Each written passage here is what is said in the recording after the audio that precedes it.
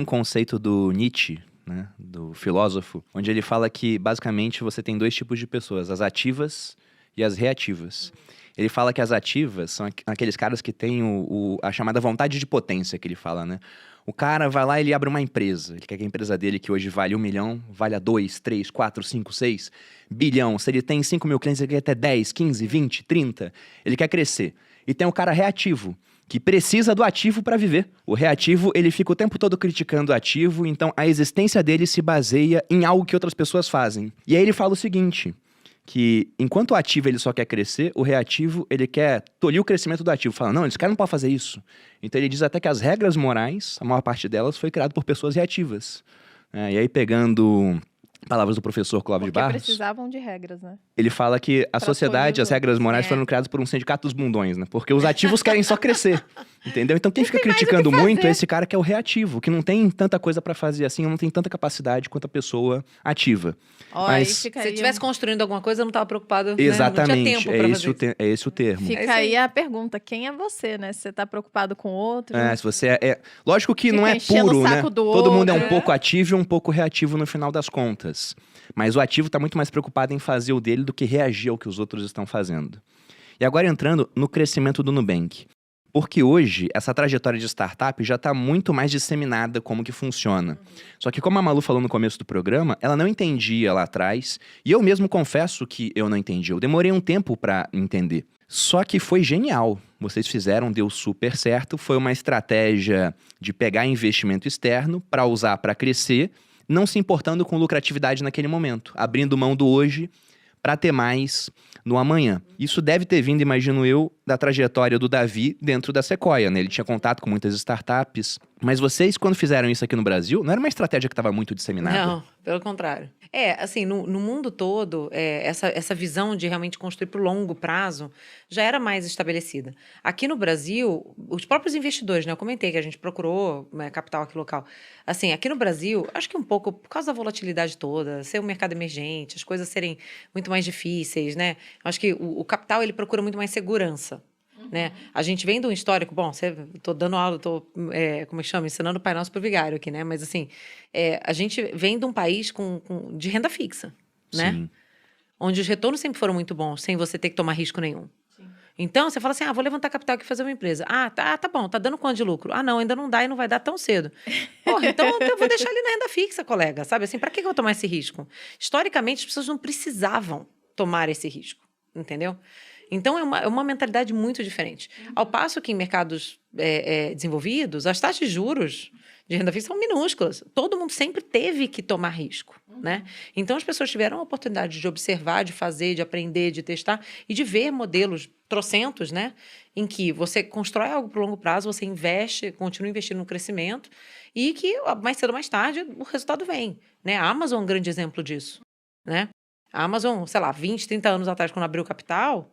né, a turma ria, falava assim, nossa, porque o mercado ainda não estava tão acostumado com esse modelo, principalmente falando de internet, né? Mas tá aí. Quanto vale a Amazon, gente, né? Trilionária.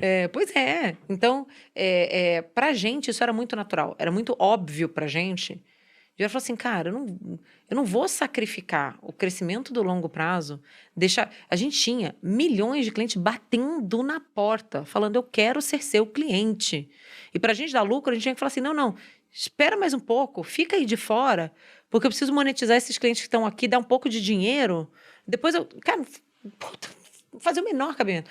Até porque não era uma questão de modelo de negócio. Desde o começo, desde os primeiros clientes que a gente botou para dentro, a gente já sabia como é que a gente ia ganhar dinheiro. Mesmo sem cobrar tarifa, a gente ganha dinheiro com cada um desses clientes. É diferente, sei lá, o exemplo que eu dou é o WhatsApp, entendeu? O WhatsApp cresceu para ter, sei lá, bilhões de usuários no mundo, até hoje não tem receita, né? Então, assim, não tem modelo de negócio. O WhatsApp, Facebook foi lá, comprou, porque via muito valor naquela audiência, naquele engajamento. Mas, assim, você fala assim, gera caixa, o WhatsApp... Gera, não tem dinheiro vindo dali, entendeu? No nosso caso, era muito diferente. A gente sempre teve clareza do modelo de negócio. A discussão era só o seguinte, a gente tinha poucos clientes já amadurecidos e muito cliente entrando que ainda estava numa fase que a gente tinha que investir, né? Para adquirir esse cliente, para atender esse cliente, antes do cliente dar dinheiro. Então, assim, era muito óbvio para a gente que a decisão certa era continuar crescendo, entendeu? E mais cedo ou mais tarde o resultado vem. Então, a gente já está vendo agora os clientes mais maduros, né, que a gente adquiriu há 2, 3 anos atrás, numa proporção grande, embora o crescimento ainda continue muito forte, entendeu? Então, a gente já está vendo um equilíbrio melhor. Mas a gente não vai chegar num ponto de falar assim, agora a moleza acabou, pessoal, agora a gente vai monetizar isso aqui. Agora vamos cobrar um monte de coisa aqui dos clientes. Não é assim. Manda um e-mail, né? Agora temos uma tarifa na sua Ó, conta. pessoal, Mudou agora a gente tudo. vai... Assim, não é isso, Aham. entendeu?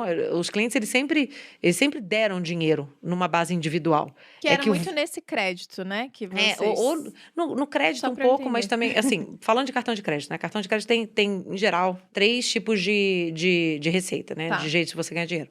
Tarifa, que a gente não cobra. Juros, né? Então, assim, se o cliente entrou no rotativo, se ele parcela a fatura e tal, né?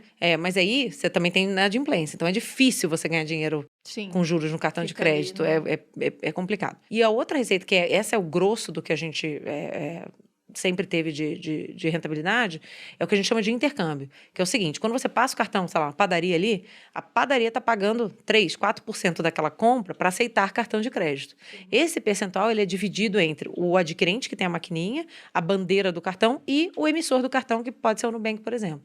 Então, é um pequeno percentual de todas as compras que entra e que é o que a gente usa para pagar a conta. Por isso que eu falo que a gente tem que ser muito eficiente, entendeu? Entendi. Que a gente não fica metendo tarifa no cliente, cobrando um monte de coisa, sabe?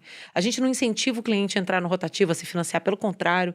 Pô, o que a gente mais faz é manda lembrete, avisa o cliente, olha, vai vencer, não sei o quê. Olha, venceu, você tem certeza? Você não quer pagar? Não sei o que, tem juros. Então, a gente ganha dinheiro mesmo nesse percentual bem pequeno que é o intercâmbio. Bom, entrando nessa questão do investimento anjo, Cris, porque, para quem não conhece, tem episódio específico sobre isso aqui no podcast. Já gravamos com o João Kepler, né? Falando já falou, sobre acho que várias investimento vezes anjo, mas falamos sobre- algumas vezes. Uhum. Mas, em todo caso, esse foi um episódio focado só nisso. Aqui, deixando de uma maneira muito resumida. Então, lá no começo, a Cris, o Davi, o Ed, que é o outro sócio, né? Criaram o Nubank e falaram, vamos captar dinheiro. Tinham o dinheiro inicial deles e começaram a pegar dinheiro vindo de fora do Brasil. Para isso, eles vendiam uma partezinha do Nubank, através de um contrato de mútuo, né? O pessoal pagava, eles pegavam esse dinheiro e utilizavam para crescer, sem se importar com lucratividade. Uma hora esse dinheiro acabava e vocês faziam novas rodadas de investimento. Foram quantas rodadas ao todo até o IPO? Putz, acho que umas 9 ou 10. 9 ou 10 rodadas. E durante esse caminho, teve alguma hora que você pensou, nossa, acho que vai ser difícil conseguir crédito, porque pegando quando surgiu o Nubank, era governo Dilma, aí depois a gente teve juros de quase 15% do Brasil, veio o impeachment, veio o governo do Temer, muito impopular, aí Mega veio uma recessão. eleição. Pois é, esse período todo a gente estava em recessão, basicamente. Então o Brasil não era um lugar assim que o investidor lá de fora olhava e falava, caramba, esse Não, país pelo aqui é contrário. bacana para isso. E fora que, além do país ser muito instável, você ainda tinha uma competição com gigantes altamente capitalizados que uma hora poderiam ver. Pô, vamos fazer igual esse cara, parar de cobrar tarifa, não sei o quê, criar os seus próprios bancos digitais. Então teve uma hora que você pensou, não vai dar? Olha, vamos lá. Primeiro, a gente sempre foi muito conservador com essa questão de levantar capital, né? Então, a nossa primeira rodada, que foi o capital semente, foram 2 milhões de dólares. Você falou, nossa, que rápido que vocês, né, emitiram o cartão. Até a gente emitir os primeiros cartões, fazer as primeiras transações, ter a primeira versão do app, a gente não tinha gastado nenhum. A gente foi muito scrappy, que a gente fala em inglês, né? Tipo assim, muito, muito econômico, muito mão de vaca até, sabe? Assim, do tipo, a gente trabalhava vocês já devem ter ouvido falar, né? Numa casinha. Marcelo Soledo falou isso banco pra de gente. plástico, sabe? Que era uma casa, Não, você não tem era noção. comercial, né? Era uma Não, casa era uma normal. casa. O Ed morava no andar de cima, sabe? Assim, do tipo, Que loucura. a gente tinha móveis usados, sabe? Tipo, era um negócio assim, a gente economizou cada centavo, Vocês sabe? fizeram um negócio meio Amazon, que usava Total. porta de mesa pra ser... É tipo isso aí. porta E que de começou casa na pra ser garagem, mesa, sabe? exatamente. Tipo, a gente começou na casinha. Esse naipe. Então, assim, a cada rodada, a gente levantava capital, mas a gente não queria se ver nessa situação, entendeu? De hora falar assim, puto, o dinheiro vai acabar, ferrou. Agora a gente tem que fazer o que for, sabe? Assim, a gente não queria se colocar na posição de ter que fazer o que fosse preciso, né? E, de fato, o ambiente foi muito terrível, né? É muito engraçado porque, em paralelo, depois da crise de 2008 nos Estados Unidos, cara, os Estados Unidos entrou num boom econômico maravilhoso. né? Então, assim, lá tava tudo bombando, as startups de lá, todas, né, Bolsa indo subindo super bem, e a bolsa nossa caindo subindo. E aqui a gente se ferrando, né? E é muito engraçado que os investidores, de vez em quando, olharam e falaram assim, não, poxa, mas, cara, tem um risco macroeconômico, Brasil, não sei o quê. Eu falava, bicho... É outro dia nos trópicos, cara. Tipo, todo dia aqui é Normal assim. isso aqui. Isso aqui é o basic case. Tipo assim, é a vida. A gente brinca, até no IPO, de vez em quando surgiu essa conversa, a gente falava assim, gente, a gente tá aqui imaginando. Porque assim, as startups americanas, os investidores começaram a ficar um pouco sérios e falaram assim, pô, tá tudo muito bom, tá tudo muito bem, mas é a hora que o jogo virar, né? Porque é cíclico também, né? Lá também tem recessão. E a gente falava assim, cara, a gente fica imaginando o dia que tiver bem, né? Quando acabar a recessão, né? A gente fala assim, algum A gente dia não é começou no possível. jogo virado. A gente começou na merda. A gente só viu merda desde que a gente começou, né? A gente nunca teve um vento a favor, né? Isso por um lado, é óbvio que faz algumas coisas mais difíceis. Por outro, quando o investidor olha e fala assim, meu, com tudo isso que aconteceu, os caras estão aqui, entendeu? Com uma taxa de inadimplência muito mais baixa que a média do mercado, crescendo desse jeito, sabe? Tipo assim, com todos esses indicadores aqui do negócio super bons. Pô, eles devem ser bons que eles estão fazendo, sabe? Então, eu acho que pra gente foi uma história disso, que a cada rodada a gente não tava assim, olha, acabou o dinheiro, vamos lá passar o chapéu, ver se alguém ajuda a gente. Pelo contrário, a cada rodada a gente tinha muito mais para mostrar do que a gente já tinha construído, apesar de todas as condições difíceis. E isso atraiu os investidores, entendeu? Eles olhavam, assim, tem investidores que acabaram entrando em algumas rodadas mais pro final, que se arrependem profundamente de não ter entrado no começo. O Warren né? Buffett, por exemplo? Ele não, porque o perfil dele assim, a Berkshire Hathaway, eles são investidores de empresas abertas, né? Mas tem outros fundos Eles que... foram até uma exceção no caso dele, A gente né? foi uma exceção, exatamente. Pra Eles quem não investiram logo antes sabe- do IPO e no IPO. O Warren Caramba. Buffett, que é um dos investidores mais bem-sucedidos do mundo, né? Tem a sociedade com o Charlie Munger, e ele opera lá a Berkshire Hathaway, que investe em diferentes empresas pelo mundo, tem uma participação muito Poucas grande em empresas. Apple. Sim, são poucas empresas no final, ele É. concentra bem até a carteira dele. E ele entrou pouco antes da IPO, numa rodada de captação que o Nubank fez. E entrou no IPO também. Entrou no IPO comprando também? No IPO também. Então ele Que não se massa. desfez no IPO, ele comprou mais no IPO. Assim, e aí a gente vê, você tá falando da história das críticas, né? A gente vê às vezes alguns vídeos, as pessoas falam, nossa, porque Nubank é absurdo, não sei o quê, porque não vale.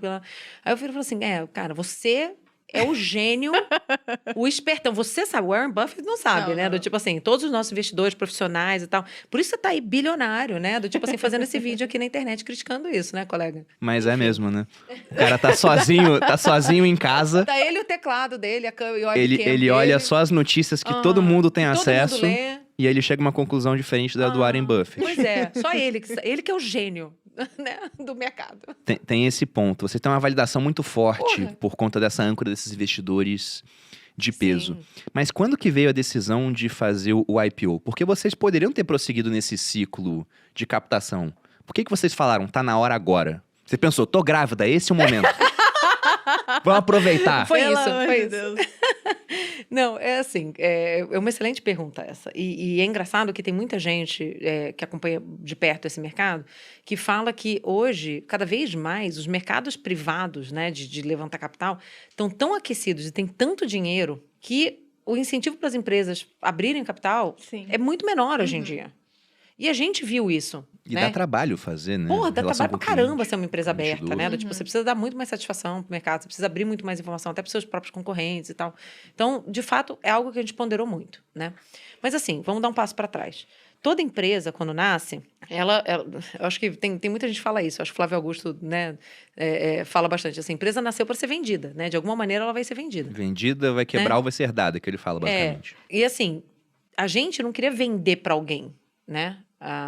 Assim, isso não era uma alternativa, né? Falar assim, tá bom, aqui, ó, banco XPTO compra aqui, o Nubank. Isso nunca foi cogitado. Então, assim, pra gente, mais cedo ou mais tarde, a gente tinha que ir abrir capital, entendeu? A gente sabia que esse dia ia chegar, Sim. né? A discussão era quando, né? E aí, quando a gente olha, tem um misto de fatores, né? Tem desde uma questão do perfil de investidores, que quanto mais maduro a empresa vai se tornando, você tem um perfil de investidores diferente. Você citou o Warren Buffett, né? Que acabou entrando até um pouco antes do IPO. Sei lá, você pega o próprio Sequoia, né? Que é um grande investidor nosso, também investiu no IPO, mas são fundos diferentes, assim. Então, os nossos investidores lá do começo são o que a gente chama de venture funds, que são fundos que investem em startups bem early stage, né? Do tipo, bem iniciais. Pequenininhas, aham. Exato. E aí, esses caras, chega um momento que a empresa ela fica grande demais para manter no portfólio daquele fundo. Quando os fundos são muito grandes, acontecem coisas muito loucas. Teve investidor nosso que fez isso, que assim, um fundo vendeu para o outro, né? Do tipo assim, o fundo de venture vendeu para o fundo de growth. Que era a turma que fazia o estágio inicial, vendeu para a turma que fazia já estágios um pouco mais maduros. Então, eu acho que tem uma combinação de o perfil dos investidores, que a gente precisava dar um pouco de saída para os investidores, para trocar um pouco de mão de investidores que já se, né, que tem um fit melhor com empresas Sim. mais maduras. Tem um aspecto pra gente, né, que é de amadurecimento da companhia. Então, assim, é difícil, tem que reportar resultado, tem um monte de coisa. Mas isso tudo te torna mais forte também, né? Sim. Então, assim, a gente, como uma instituição financeira, tem muita coisa que, mesmo antes da abertura de capital, que a gente já, do ponto de vista de, cara, auditoria interna, controle interno, compliance, não sei o que, não, que a gente já tinha, né? Então, assim, pra gente, até para dar mais transparência, confiança para os reguladores nos diversos mercados que a gente coloca, a gente ser uma empresa aberta acaba ajudando, né? E o terceiro e principal ponto, esse foi o principal, que a gente olhou muito para o IPO como um grande evento de marketing, né? E foi. E foi. Bom, foi desenhado para isso, né? Mas a ideia é que é um momento que a empresa ganha muita visibilidade, né? E que os consumidores também... Todo mundo falava de vocês. E os consumidores passam a olhar para a gente também de uma outra maneira, porque eles sabem que tá na bolsa, que tem informação aberta, que tá todo mundo olhando, entendeu? Então, é um passo de maturidade, assim, sabe? É como, sei lá, você se formar no colegial e entrar na faculdade, sabe assim? Então, é algo que em algum momento a gente falou, cara, vamos... dá trabalho. A gente também avaliou que, cara, chega uma hora que você tem que também tirar o band-aid e ir, entendeu? Porque se você ficar arrastando esse processo também, é um troço que movimenta muito a empresa, é muita gente dentro da empresa que precisa trabalhar para fazer um troço desse acontecer. Ainda mais do jeito que a gente fez, né? 2 IPOs, um lá, um aqui, enfim, programa de sócios Tudo que a gente junto, fez, né? tudo junto, foi muito complexo. Mas pra gente valeu a pena. A gente sentiu que o timing era, por causa de todos esses fatores,